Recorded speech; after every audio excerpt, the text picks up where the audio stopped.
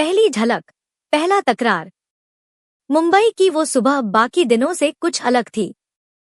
समंदर की लहरें वैसे ही किनारों से टकरा रही थी, पर हवा में एक अजीब सी बेचैनी थी, जैसे कुछ बड़ा होने वाला हो। आरव, एक मामूली सा लड़का, अपनी जिंदगी की जद्दोजहद में लगा था। कॉलेज खत्म हुए 2 साल हो चुके थे और अब वो एक स्ट्रगलिंग राइटर के रूप में खुद को मनवाने की कोशिश कर रहा था। दिन में छोटे मोटे एड शूट्स में असिस्ट करता और रात में अपने किराए के कमरे की छत पर बैठकर कहानियां लिखता। उसकी दुनिया बड़ी नहीं थी, पर सपने बहुत ऊंचे थे। उसे यकीन था कि एक दिन उसकी लिखी कहानी किसी बड़े पर्दे पर चमकेगी और शायद लोग उस दिन कहेंगे, वाह, ये किसने लिखा है। वहीं दूसरी तरफ थी काव्या, अमीर बाप की इकलौती बेटी, शहर की फेमस यूट्यूबर और सोशल मीडिया स्टार। एक्टिंग उसका पैशन था, लेकिन लाइफस्टाइल उसकी असली पहचान। शूट्स, स्पा, पार्टीज और फॉलोअर्स, उसका हर दिन ग्लैमर से भरा था। वो लोगों की भीड़ में भी खुद को अकेला महसूस करती थी, पर उसने कभी किसी को ये बात महसूस नहीं होने दी। इन दोनों की दुनिया एक दूसरे से बिल्कुल अलग थी। लेकिन तकदीर को शायद यही मजा आता है, दो उलट ध्रुवों को आमने सामने लाकर खड़ा करना। ये मुलाकात हुई एक पेड शूट के सेट पर। आरव वहां असिस्टेंट के तौर पर मौजूद था और काव्या बतौर लीड मॉडल। स्क्रिप्ट में कोई जान ही नहीं है। काव्या ने मेकअप के बीच में ही डायरेक्टर पर तंज कसा। स्क्रिप्ट मैंने लिखी है, पास खड़े आरव ने धीमे लेकिन ठोस आवाज में कहा। काव्या ने उसकी तरफ देखा। ओह, स्ट्रगलिंग शेक्सपियर? आरव मुस्कुराया, नहीं, बस एक ऐसा बंदा जो दिल से लिखता है। शायद वो चीज आपकी स्क्रिप्ट में फिट नहीं बैठ रही। वातावरण अचानक गर्म हो गया। सबने सोचा आज तो सेट पर बवाल होगा, पर डायरेक्टर ने बीच बचाव करते हुए कहा, ओके ओके आरव, स्क्रिप्ट में थोड़ा इमोशन डाल दे। और काव्या, जरा कूल हो जा। काव्या ने चश्मा उतारते हुए कहा, इमोशन तो स्क्रिप्ट में बाद में डालना, पहले अपनी आंखों में डालना सीखो। उस दिन शूट किसी तरह निपटा, लेकिन दोनों के बीच की तकरार सबको याद रह गई।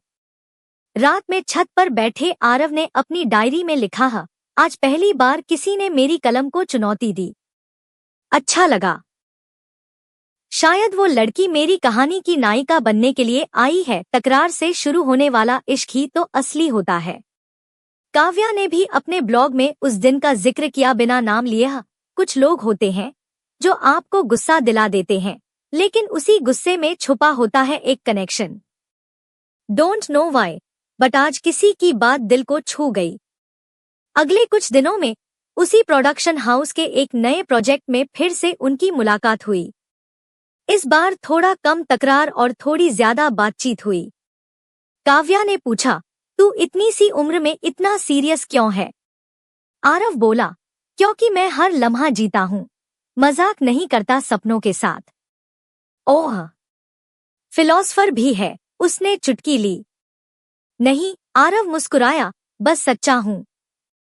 धीरे धीरे शूट खत्म होते गए, लेकिन दोनों की बातचीत चलती रही। कभी सेट की कैंटीन में, कभी वैनिटी वैन के बाहर। उनके बीच जो पहले सिर्फ टकराव था, वो अब तकरार में बदल गया था और तकरार से तालमेल की ओर पहला कदम। एक दिन बारिश हो रही थी। शूट पैकअप हो गया था और सब निकल चुके थे। काव्या की गाड़ी लेट थी और वो छतरी के नीचे मोबाइल देख रही थी। तभी आरव ने कहा, चलो छोड़ देता हूँ, बाइक है। और हेलमेट? सेफ्टी फर्स्ट, उसने पूछा। आरव ने मुस्कुराकर अपना बैग खोला और उसमें से 2 हेलमेट निकाले। वाओ, स्ट्रगलर होते हुए भी इतने प्रिपेयर्ड? नहीं, बस यूं समझो कि जिंदगी कभी भी बारिश कर सकती है। मैं भीगना नहीं चाहता और जिसे साथ लेकर चलूं, उसे भी नहीं। वो पहली बार था जब काव्या चुप हो गई थी। कुछ था आरव की बातों में जो उसके दिल को छू गया था। बाइक पर बैठते वक्त उसने हल्के से कहा, आज पहली बार किसी ने बिना दिखावा किए मेरी फिक्र की है। रास्ते भर बारिश पड़ती रही और दोनों चुपचाप शहर की गलियों से गुजरते रहे। शायद वो एक बाइक राइड नहीं थी, वो उनकी कहानी की पहली लाइन थी। और उस रात आरव की डायरी में लिखा गया है, उसके बालों से टपकती बारिश की बूंदें मेरे हाथों पर गिरती रहीं। शायद ये मौसम सिर्फ आसमान में नहीं, मेरे दिल में भी कुछ बरसाने आया है। शुरुआत हो चुकी थी। एक राइटर और एक स्टार के बीच एक ऐसी कहानी जो दोनों ने सोची नहीं थी, लेकिन अब दोनों उसमें किरदार बन चुके थे। टकराव से तकरार तक। मुंबई के बादलों ने उस सुबह भी आसमान को घेर रखा था, जैसे मौसम भी किसी उलझन में था। पर आरव के चेहरे पर हल्की सी मुस्कान थी, उसकी पिछली मुलाकात अब तक जहन में ताजा थी। वो जानता था कुछ तो था उस मुलाकात में जो बाकी सबसे अलग था। वो उसी प्रोडक्शन ऑफिस में एक नई स्क्रिप्ट की पिचिंग के लिए गया था, जहां पिछली बार काव्या से तकरार हुई थी। पर आज माहौल थोड़ा अलग था। कमरा वही था, पर उस कमरे में कुछ नया जुड़ गया था। दरवाजा खुला और काव्या अंदर आई, पूरी रौनक के साथ, जैसे बारिश में धूप झांक गई हो। फिर से मिले, उसने कहा। तकदीर है शायद, या स्क्रिप्ट की जरूरत, आरव ने मुस्कुराकर जवाब दिया। काव्या ने उसे ध्यान से देखा। तेरी मुस्कान में ताना कम और ताज्जुब ज्यादा है आज। सब ठीक?